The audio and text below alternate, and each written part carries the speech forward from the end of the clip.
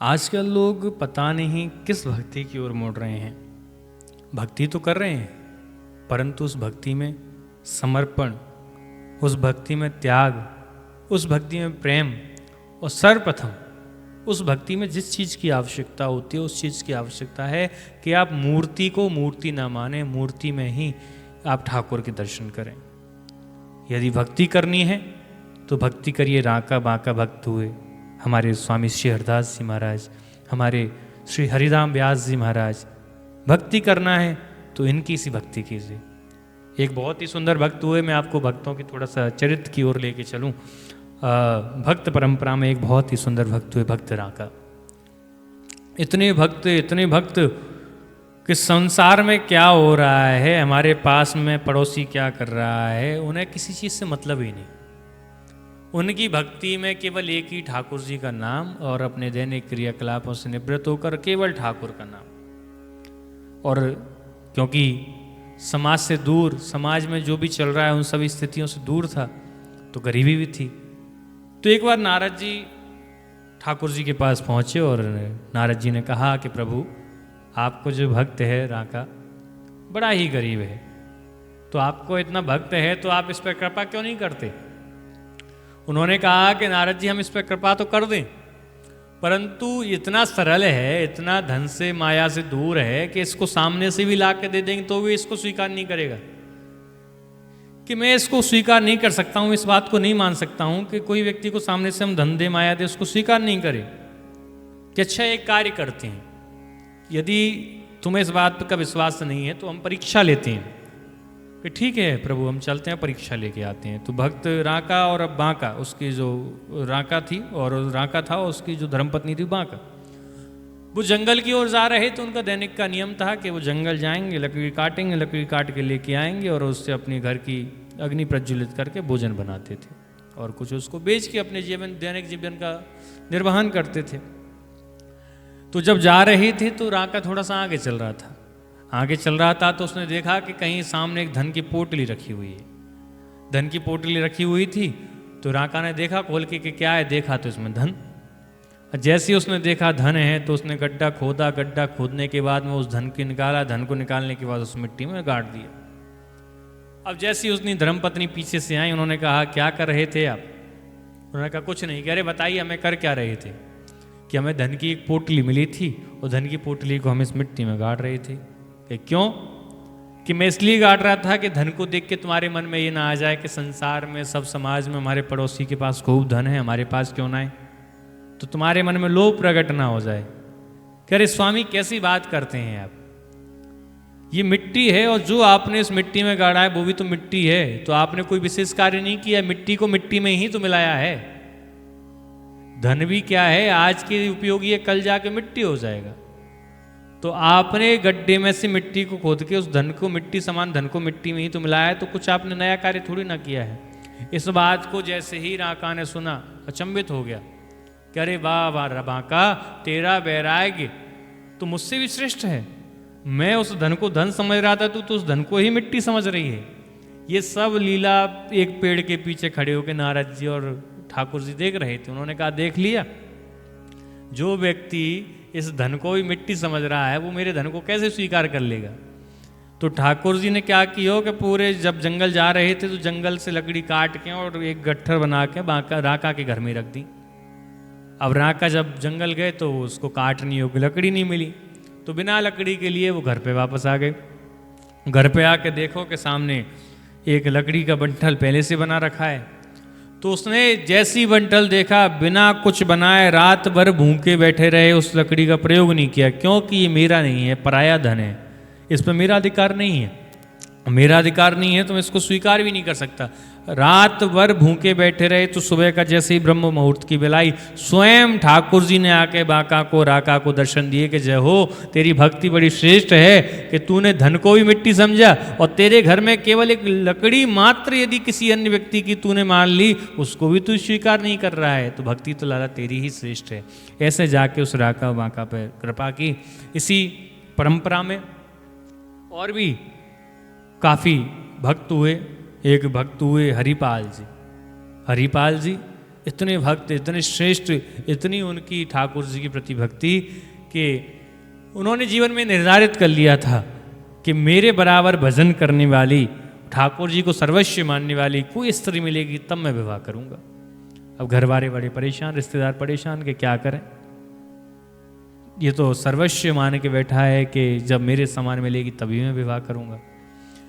तो एक रिश्तेदार से कहा परिवार वालों ने कि भाई ऐसी ऐसी स्थिति है। तो रिश्तेदार ने कहा हमारे एक रिश्तेदार हैं और उनकी सुपुत्री है, वो भी ठाकुर जी को बड़ा मानती है और ठाकुर जी की सेवा में निरंतर रहती है, परंतु उसकी एक शर्त है, प्रतिदिन 1000 संतों को, ब्राह्मणों को भोजन कराना पड़ेगा तो हम विवाह करेंगे।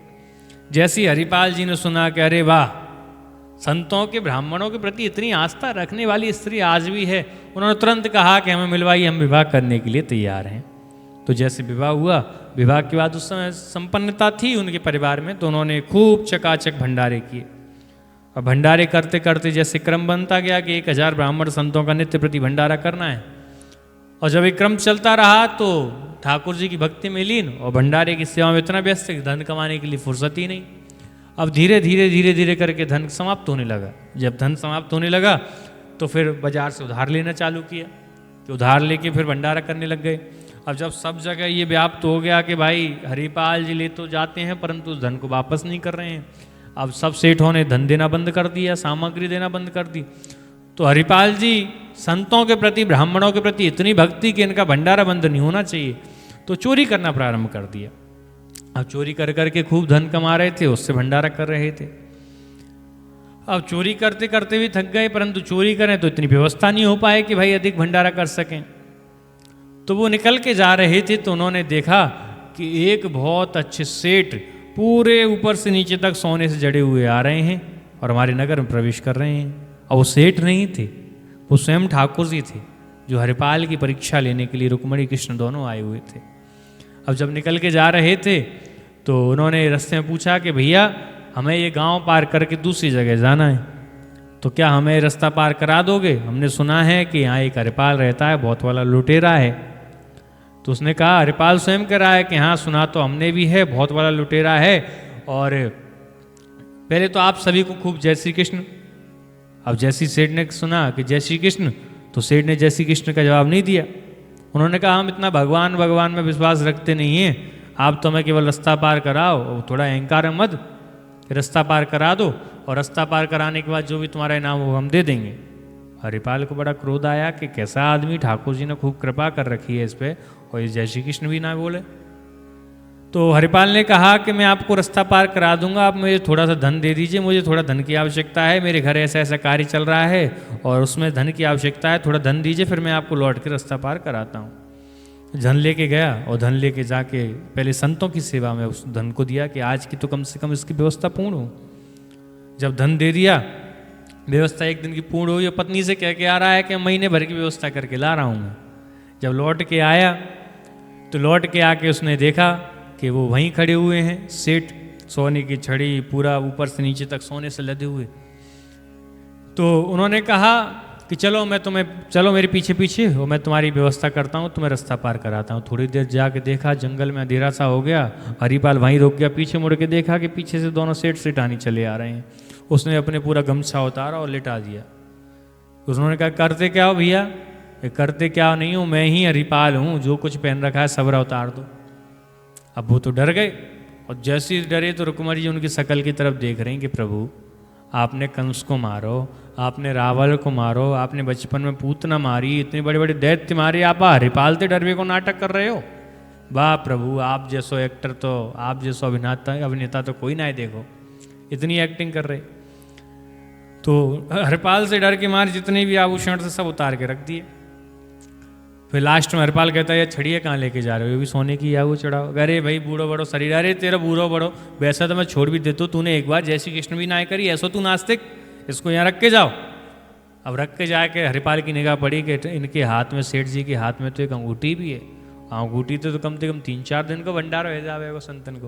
उन्होंने कहा इस अंगूठी को उतारो।